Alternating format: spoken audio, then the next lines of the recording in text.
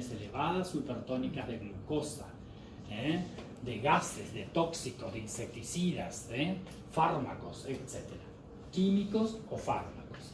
Pueden ser también agentes infecciosos, el que se les ocurra, pasando de las bacterias y los virus hasta los parásitos, las riquecias, los hongos, etc.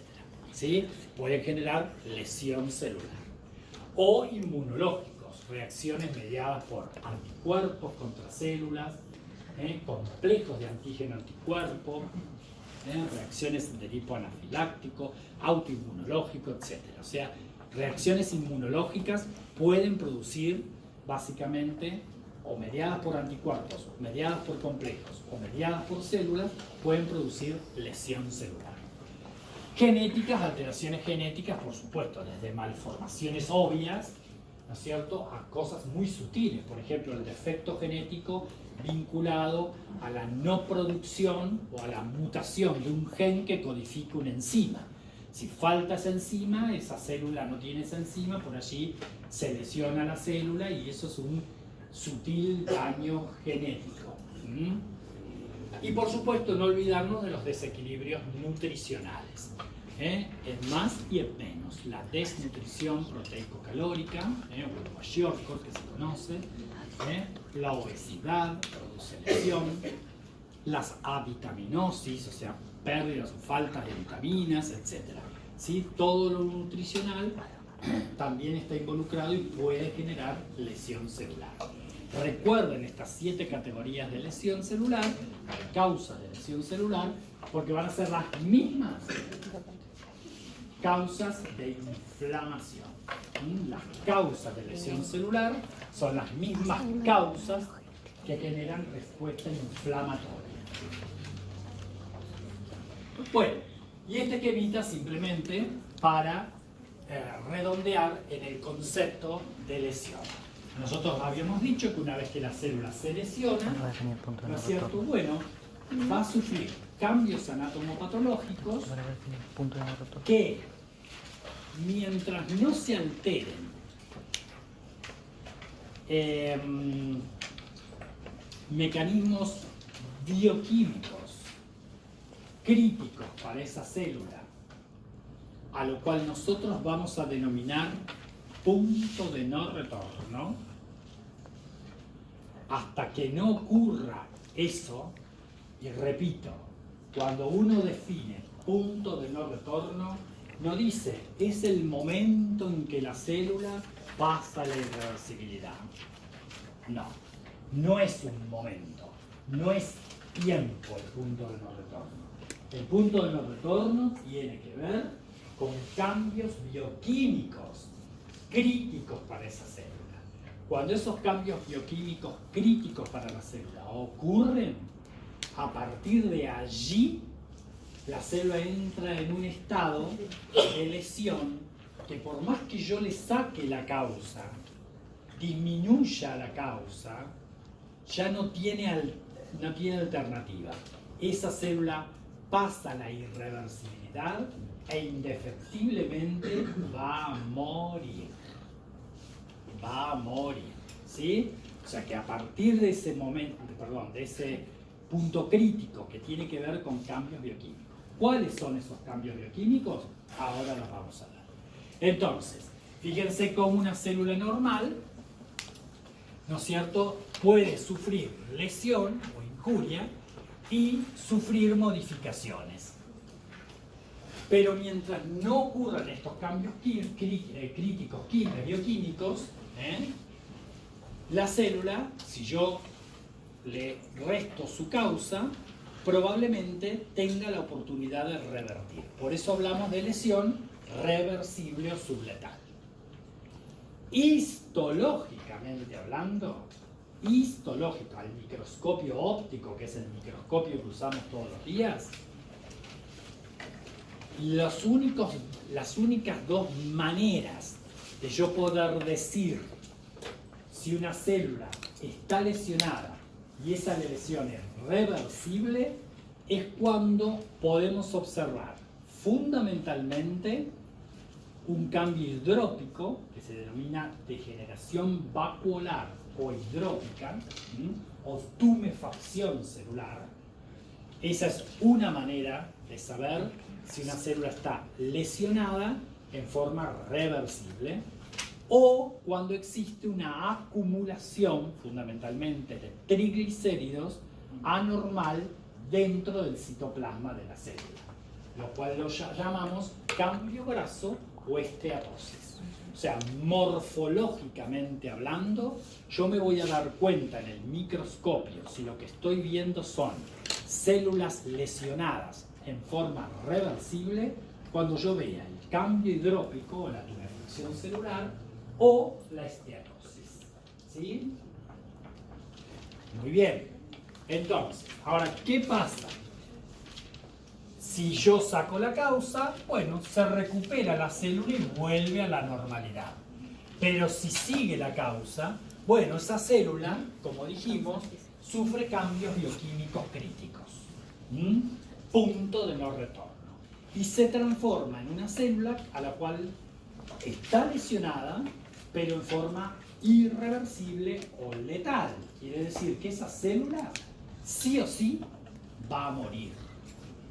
Por más que yo le saque la causa, disminuya la causa, va a morir. Esa célula ya va a morir. ¿Sí? Entonces va indefectiblemente hacia la muerte celular. Y después vamos a ver cuáles son los cambios morfológicos que pueden tener esa célula post muerte celular. Los dos grandes cambios están vinculados a una forma de muerte celular programada,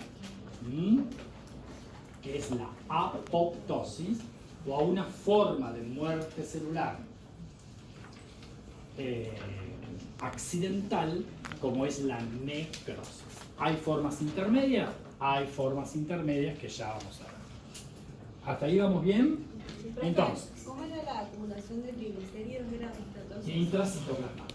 De triglicéridos, porque las acumulaciones intracelulares, ya sea de glucógeno, colesterol, triglicéridos, gangliósidos, pigmentos, etc., las acumulaciones intracelulares entran dentro de lo que nosotros conocemos como, o entran dentro de la categoría de adaptación celular.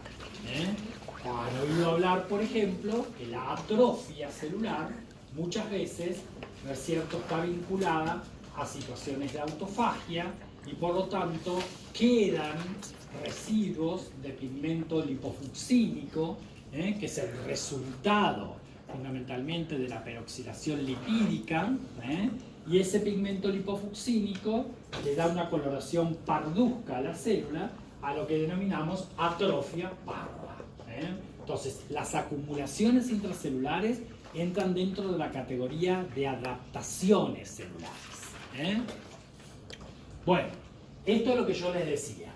Una forma de ver al microscopio óptico células lesionadas en forma reversible es ver la tumefacción celular o tumefacción hidrópica o degeneración hidrópica o degeneración vacuolar, como quieran.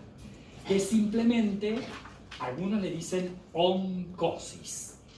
Es simplemente el hallazgo morfológico a la microscopía óptica, uno de los hallazgos de la lesión reversible, que es el resultado, ¿no es cierto?, de una lesión de la membrana plasmática, por lo cual ingresa a la célula mucho sodio y arrastra agua, ¿no es cierto?, y entra, por supuesto, calcio también, ¿no es cierto? Pero el agua y el sodio hacen que la célula se vacuolice, se torne tumefacta, ¿sí? Eso es reversible. En este caso vemos hepatocitos con degeneración hidrópica. Un hepatocito tiene que verse bien rosado, eosinofílico, porque tiene gran contenido de glucógeno. Sin embargo, acá ha habido una disminución de la cantidad de glucógeno y, por supuesto, ¿no es cierto?, un aumento exagerado de agua arrastrada por el sodio que ingresó del medio extracelular, ¿sí? degeneración hidrópica. Ahí vemos otro ejemplo. Acá es un túbulo contorneado proximal del riñón. Acá ven un túbulo conservado, ven cómo debería verse las células del epitelio, y sin embargo miren las células de este túbulo. Ven que están vacuoladas, con ese cambio hidrópico característico. ¿Esto es reversible? Sí, es reversible. Y la esteatosis, que también es reversible, creo que acá yo se las muestro en el hígado, pero la esteatosis puede darse en el músculo esquelético, en el corazón, en los riñones, y es el acúmulo intracitoplasmático de triglicéridos. El hígado aumenta de tamaño, se pone grasiento, amarillento, liso, con la cápsula lisita, y fíjense los hepatocitos. Están llenos de una vacuola clara, pequeñas y más grandes, micro y macrovacuolar. ¿Y por qué las vemos así a los hepatocitos vacuolados y la vacuola la vemos vacía? Bueno, porque tiene triglicéridos, y los triglicéridos son lípidos. Y como este material, al procesarse el corte histológico, pasa por sileno, el sileno diluye los lípidos. Entonces vemos esa vacuola, ¿no es cierto?, blanca, como ópticamente vacía. Pero acá adentro hay lípidos. Lípidos. Ahí está el núcleo contra la membrana y una gran vacuola de lípidos. ¿Sí? Si yo quisiera ver los lípidos, tendría que hacer una técnica especial, como puede ser el Sudan 4 o el Hoy Black, etc., que son técnicas para buscar lípidos, pero el corte tiene que estar en fresco, no tiene que haber pasado por el formol, y hacer cortes por congelación. Es de la única manera que yo vería las vacuolas llenas de triglicéridos, y en ese caso se ven naranja, la vacuola se ve naranja con esa tinción. Bueno, acá lo mismo, un poquito más de detalle, con microvacuolado y macrovacuolado, ¿sí? Entonces, estas son las dos formas morfológicas de ver lesión reversible. Ahora acá estamos viendo células que sufrieron lesión irreversible, o sea, aquellas que no tienen la alternativa de volver a su estado normal a pesar de que se les saque el estímulo, ¿no es cierto?, que la llevó a esta lesión. En donde vemos, nos llama la atención, estas son células escamosas.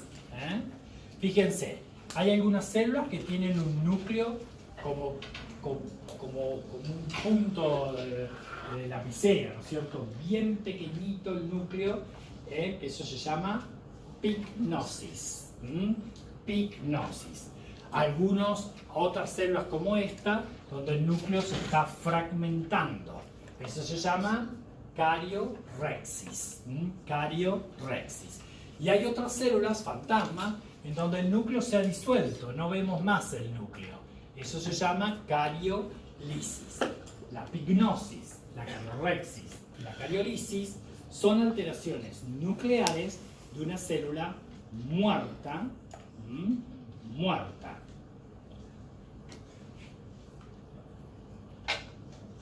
Entonces, desde el punto de vista clínico-patológico, cuando hablamos de lesión celular, hablamos de algunos ejemplos bien típicos.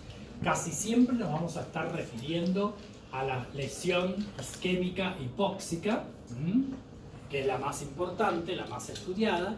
Hay lesiones por isquemia-reperfusión, que es en el caso en donde nosotros, después de la isquemia, o sea, de falta de riego, reperfundimos el tejido, o lesiones de índole químico, ¿sí? Distintos ejemplos clínico-patológicos. La lesión isquémica hipóxica, bueno, como sabemos, es cuando se genera una pérdida del riego sanguíneo, o sea que hay lo que se llama isquemia. Isquemia es la pérdida del riego o la disminución del riego sanguíneo. Y en donde vamos a ver fundamentalmente un agotamiento de la capacidad de transporte.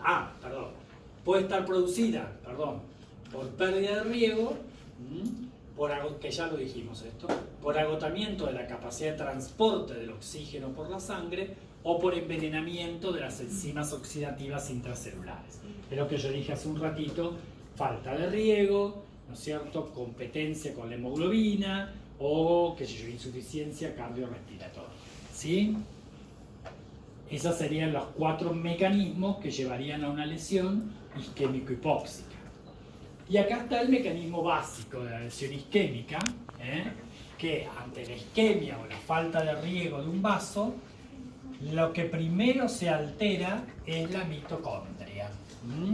La mitocondria, que normalmente, ¿no es cierto?, interviene en la respiración celular, entonces disminuye la fosforilación oxidativa. Y al disminuir la fosforilación oxidativa en la mitocondria, disminuye la capacidad de generar energía a través del ATP. Y bueno, cuando la célula tiene disminuido el ATP, desencadena una cascada de acontecimientos. Fundamentalmente se afecta la membrana plasmática, ¿no es cierto? Se altera la permeabilidad de membrana, empieza a entrar mucho calcio, mucho sodio, mucha agua, y al contrario, empieza a salir de la célula mucho potasio hacia el medio extracelular.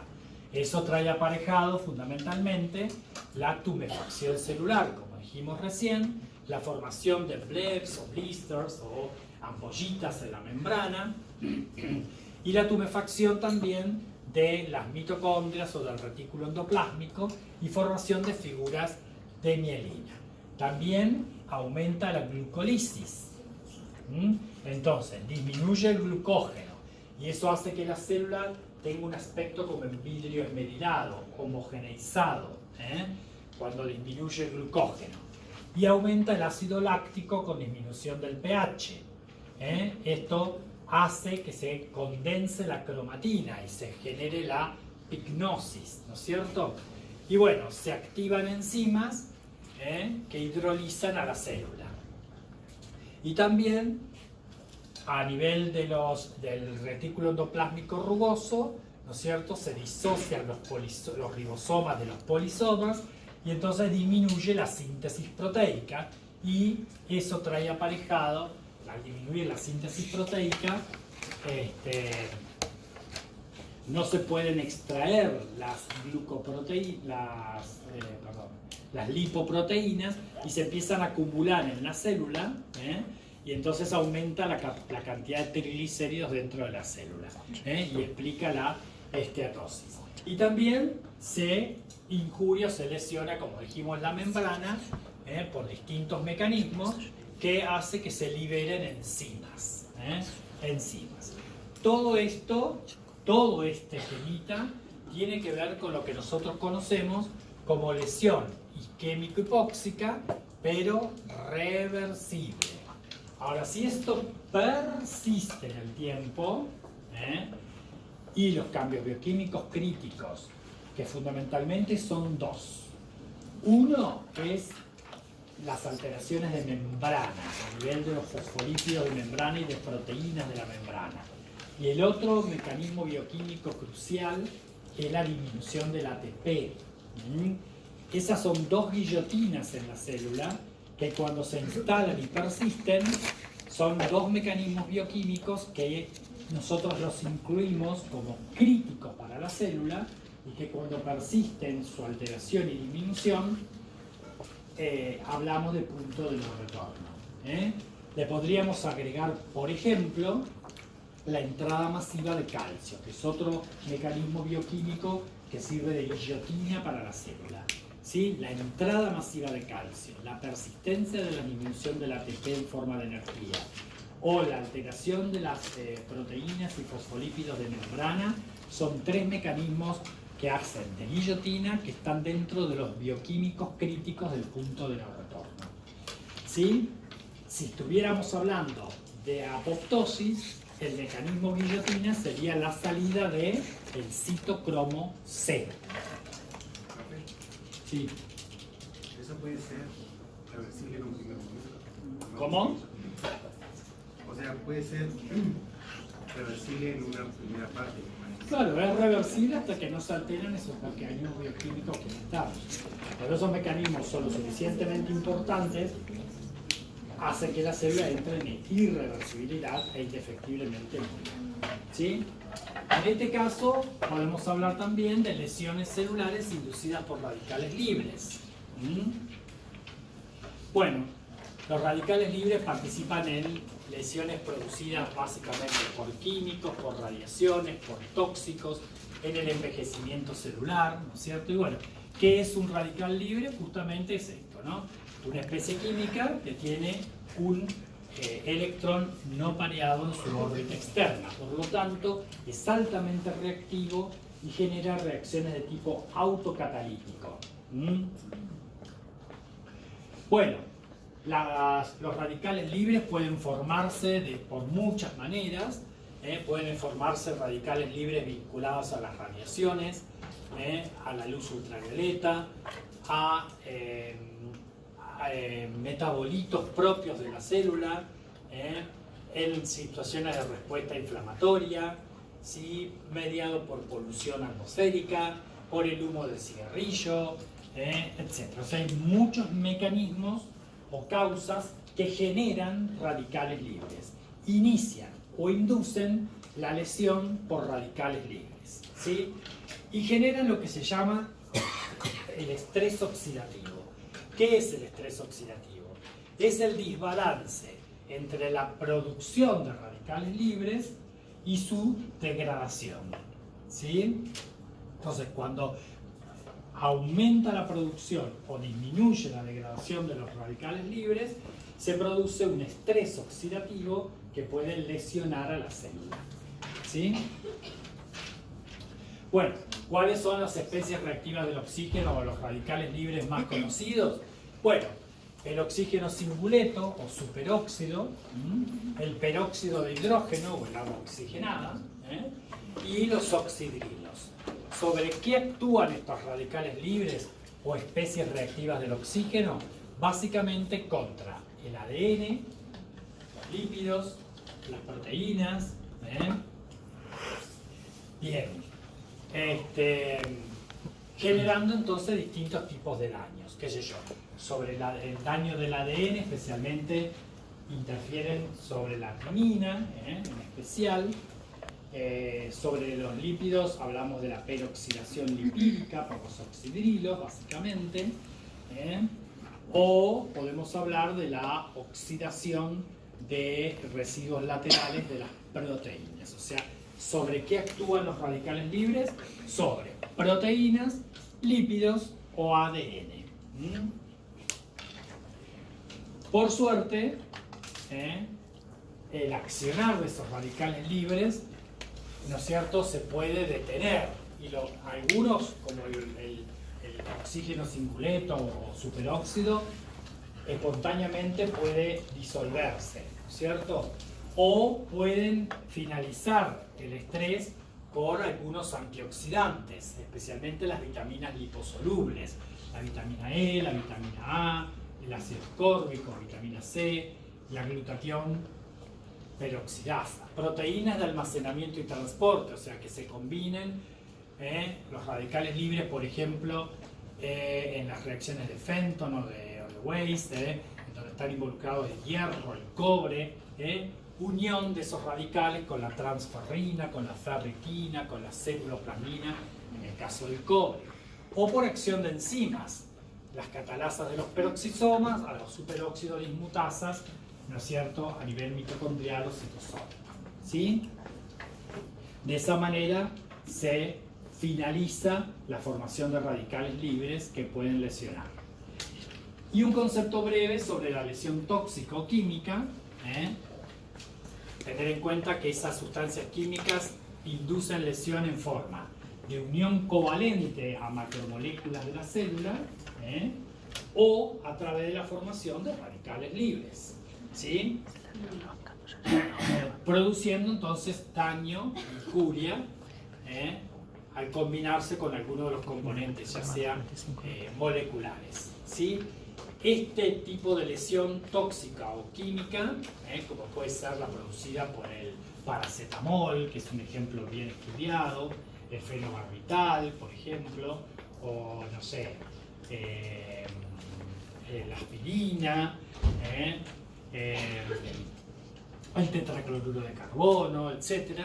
Bueno, generalmente las células que se dañan o se lesionan son aquellas que o absorben, excretan o concentran ese compuesto. Entonces las células que más se dañan desde el punto de vista químico o tóxico son células que tienen que ver o con el tubo digestivo o con el epitelio renal, que son células que tienen que ver o con la absorción o con la excreción, etc. Bueno, entonces, tener este señor que ven acá es el padre de la patología, Rudolf Virchow, que él ya en su época dijo que todas las formas de enfermedad comienzan con alteraciones moleculares o estructurales en las células. O sea, siempre en la célula lesionada ocurre, primero, cambios bioquímicos. Segundo, cambios ultraestructurales o al microscopio electrónico, vinculados a las organelas. Tercero, vamos a ver los cambios morfológicos al microscopio óptico. Y por último, vamos a ver los cambios que se suceden desde el punto de vista macroscópico, ¿sí? Pero nunca vamos a ver nada desde el punto de vista macroscópico sin antes haber ocurrido alteraciones bioquímicas, moleculares y ultraestructurales primero. Bueno, para redondear, entonces, bueno, acá en el esquemita habla de la isquemia, pero podría ser otro tipo de lesión, ya sea química, tóxica o radicales libres o lo que sea. La lesión, ¿no es cierto?, puede ser reversible o irreversible, ¿cierto? Y es cuando se sucede este fenómeno del punto de no retorno que ya describimos, ¿sí? El camino hacia la necrosis es las primeras 6 horas, que son cuando estamos hablando estrictamente de la célula irreversible, con lesión irreversible, se llama necrobiosis, cuando aparecen las alteraciones morfológicas. Hablamos de necroafanerosis, y cuando la célula se disuelve totalmente, hablamos de necrolisis. ¿Sí? Si quieren, olvídense ya. Todas estas etapas constituyen la irreversibilidad hacia la muerte celular, y la célula, una vez que muere, puede tomar 2 vías fundamentales que son patrones de muerte celular, patrones de muerte patrones post-muerte celular, eso es lo que quería decir. Las células tienen distintas susceptibilidades a la isquemia.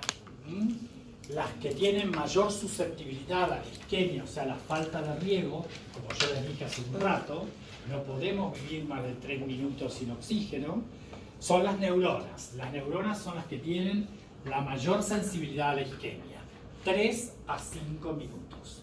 Después de eso, la lesión se lesiona, muere, se necrosa. ¿Sí? Una susceptibilidad mediana la tiene el miocardiocito, el hepatocito, el epitelio del riñón, que va entre media hora a 2 horas. Y las que tienen más baja susceptibilidad, o sea que son bastante resistentes a la muerte y necrosis, son los fibroblastos, el músculo esquelético, la epidermis, que necesitan varias horas. Sepan ustedes, por ejemplo, que el útero es el que más resiste a la muerte. El paciente falleció y pasaron muchas horas y el útero todavía no entra en necrobiosis. Bueno, y los patrones morfológicos post-muerte celular es estar hablando de la necrosis. Entonces, ¿qué es necrosis celular? Si yo hablo de necrosis celular, voy a estar hablando de un patrón morfológico al microscopio óptico que yo observo en células vivas o tejido vivo, porque para que se llegue a la necrosis tiene que ser una célula viva o un tejido vivo, y ese patrón morfológico va a ocurrir, ¿no es cierto?, post muerte celular. Entonces, no es lo mismo muerte celular que necrosis celular. La necrosis celular son todos los cambios morfológicos en un tejido vivo, célula viva, después de la muerte celular. ¿Se entendió? Y esos cambios morfológicos pueden tener distintos patrones. El más importante es la llamada necrosis de coagulación, que generalmente está vinculada a isquemia, que es la más frecuente, en donde, si bien hay en todas las formas de necrosis, hay liberación de enzimas o participación de enzimas, en algunos casos, como en este, la necrosis de coagulación, prevalece la desnaturalización proteica. Por lo tanto, está desactivada o inhibida la proteólisis, ¿sí? Entonces aparecen desnaturalización proteica. Prevalece la desnaturalización proteica por sobre la acción enzimática. Entonces yo voy a ver cambios morfológicos después de la muerte que se manifiestan como si la célula fuese una lápida de lo que fue. Yo voy a poder adivinar qué tipo de célula era, a pesar de los cambios morfológicos hallados, que ya vamos a describir. ¿Se entendió el concepto? Por ejemplo, yo acá podría decir con exactitud que estas eran fibras miocárdicas. Se ven las sombras de las, ¿cómo se llaman estas? Estriaciones. No, estos son los discos intercalares. Se ven las sombras de las estriaciones, se ve la sombra de la célula, pero la mayoría de ellas no tienen núcleo. Esos núcleos que ven es del tejido conectivo entre los miocardiocitos. La fibra miocárdica tiene cambios morfológicos, ¿no es cierto?, después de la muerte celular. ¿Qué son? A nivel citoplasmático, aumento de la eosinofilia. Como yo les dije, prevalece la desnaturalización proteica, por lo tanto, aumenta la coloración acidófila del citoplasma por la acción de la eosina cuando lo coloreamos. Entonces está aumentada la eosinofilia o disminuida la vasofilia, si quieren, en el citoplasma. Va a haber disrupción o rotura de la membrana, que acá con el óptico nosotros no la vamos a ver. La membrana plasmática la debemos ver ultraestructuralmente, o sea, con microscopio electrónico. ¿Sí? Con microscopio electrónico. Ya que la membrana mide micras, jamás.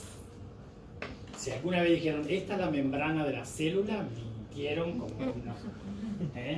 Yo lo que veo es, a ver, el contorno de la célula, pero no estoy viendo la membrana con el microscopio óptico.